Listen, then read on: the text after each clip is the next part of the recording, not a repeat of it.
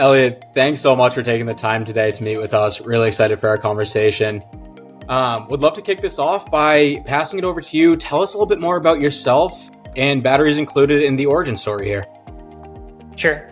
So I'm Elliott Clark. I'm the founder and CEO of Batteries Included. We're a software infrastructure company.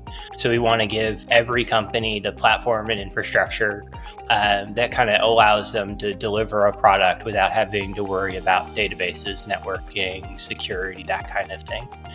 But internally, inside my heart, I still call myself an engineer. And that kind of is our origin story. I was at Facebook, I was tech lead of Facebook ads on a team called Ads Foundation. And I had been there for 7.5 years, and it was time to move.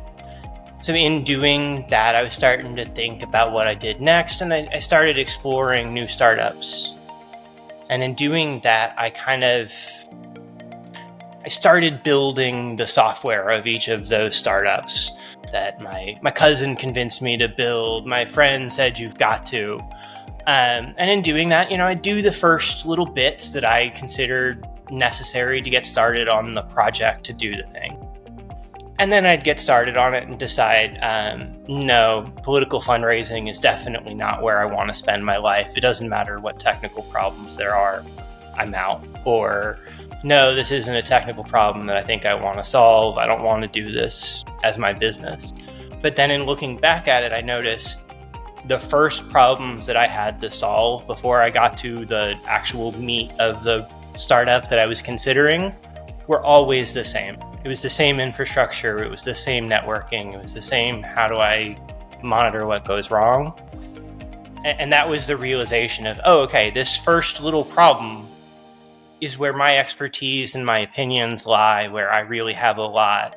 And lots of companies are seeing this, are having to run into this, and then seeing that same problem echoed in my past, and on was kind of the okay, yeah, this is a problem I know how to solve, I can solve, I want to solve it for everybody, so let's go do that. So now we found the problem that we're now solving.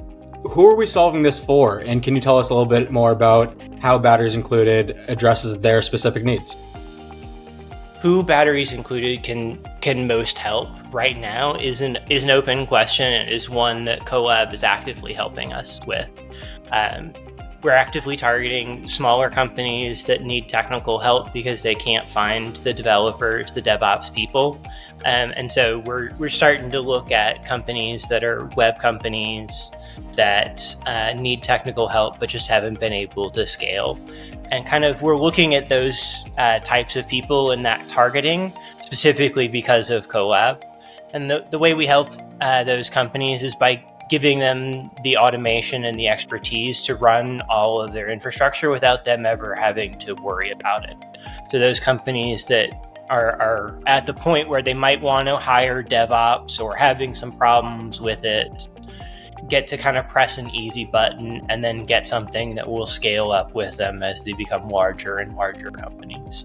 And finding those companies and what the most enthusiastic companies are has been exactly where coLAB has been helpful in kind of narrowing down how to talk to customers and which ones respond the best.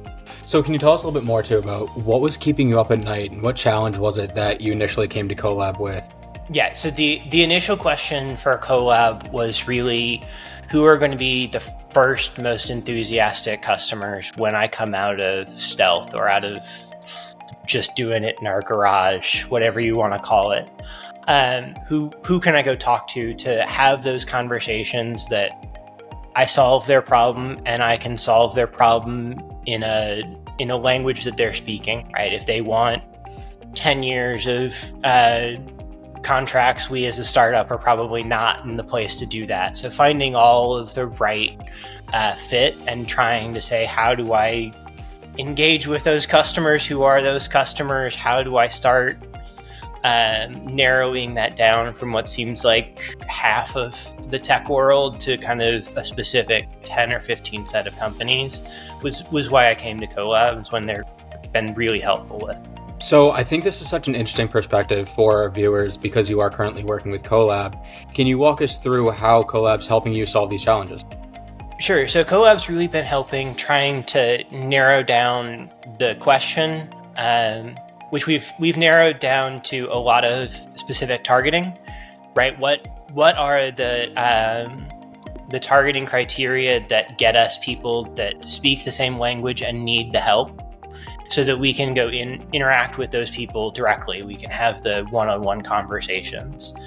So coLAB's been really helpful on kind of explaining how to start different experiments, running some of those experiments, and then really kind of iterating on the question to see, are we asking the right question? What did we get from the last few outreaches? What are we looking to build in the next one? We have weekly meetings where we go through and get all of those kind of new things that we find and iterate on the next week's worth of questions, the next week's worth of insights that we're looking to find by talking to customers. And could you tell us too, so how long have we been working together and what impacts are you noticing thus far? I've been working with coLAB, I think it's almost 9 months now. And the biggest thing that we've found is how to find the type of customer that's most exciting, rather than narrowing down by size or money or other things. We found other targeting insights that really allow us to find a customer that's in the right headspace. But you couldn't have narrowed them down and say, this is exactly what they are from looking and from the first kind of questions. And that has really just changed how we approach the first launch, how we're thinking about how to drive excitement. Kind of all of the things have come from, these are the people that we're talking to. And then the insights from them have been just super helpful in the whole process. So coLAB aside, or maybe coLAB included, what's been the most significant milestone or achievement that BatteriesIncl has reached this year, and how has it shaped for your vision for the future? So the biggest milestone this year is we're going to be launching at the end of September. So we've kind of had a lot of milestones in getting to that final little bit, and the biggest one is we can now self-host all of our stuff, right? So that allows us to now start being able to give BatteriesIncl out so that other people can try it. And so planning, what do we do now that we can give this out to people and allow them to try it and get that feedback now, rather than showing them static images of what it should be, has just been super exciting. It's the thing we've been looking forward to. So yeah, taking that, we can now self-host and use our own infrastructure to actually offer BatteriesIncl into the full launch in the end of September is just super exciting. Now, looking towards the future, are there any emerging trends or technologies in the industry that you think are going to have a significant impact on your business over the next 2 to 3 years? And if so, how are you preparing for them? Sure. I think the biggest two trends I see are security and kind of the downslope of AI. AI is kind of going through a hype bubble right now. I think we'll see that peak at some point in time. And so seeing that kind of go from the hype to the normalizing cycle, right? Everyone becomes aware of what it actually does rather than what the promises mean, I think will be one of the biggest changes in the next few years. And for that, we're hoping to kind of be able to offer realistic help in the machine learning world, to offer kind of the tools that will help companies turn machine learning insights into something they can use in their own business, rather than just chat bots that never seem to give you exactly the right help. Totally.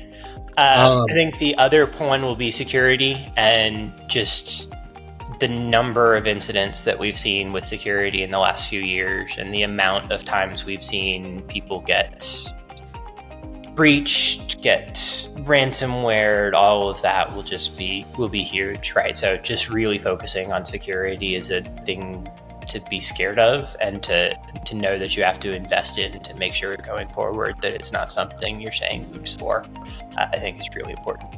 Those make complete sense. I think those are two very key points that we're facing right now. Something that we like to do is a loop question. So the founder before you has left a question for you to answer, and then after that, we'll ask you to leave a question for the next person that we'll be interviewing. Sure. The question that was left for you is, can you share a challenging financial moment in your startup journey and how you navigated through it? What lessons did you learn coming out of this experience? The most interesting kind of financial challenge that we faced so far was I decided to do this. I was a single founder, but I was a single founder who felt reasonably confident of what I was doing. So I left my job at Facebook. And everyone said, okay, no problem, go raise. You've been at Facebook, it should be no problem to go to venture capital and go raise some money. That will get you the rest of the way. As a single founder first time, that was not my experience, right? My experience was everyone says no every time, all the time. One of my advisors kind of looked at me and said, yeah, you're running out of money and everyone's saying no. They all say they want to see something extraordinary. Didn't you tell me you're an engineer? Go build it, right? And that was one of the times of like, okay, if you have an expertise, bet the money on yourself, bet the money on the expertise that's internal already. Don't go looking for money from somewhere else. Spend the money internally to go solve the problem, rather than asking someone else to solve the problem some other way, right? That kind of really resonated with me, and has stood the test of time for me. And what question would you like to leave for the next founder that we interview? Sure. So I wanted to ask, what's been the customer interaction that you've had that shaped the product the most? Elliott, I think you've left us with some really great insights today. Really appreciate you taking the time again, and very excited to see the future growth and the continued growth for Batteries Included. Thank you, Brandon. It's been awesome.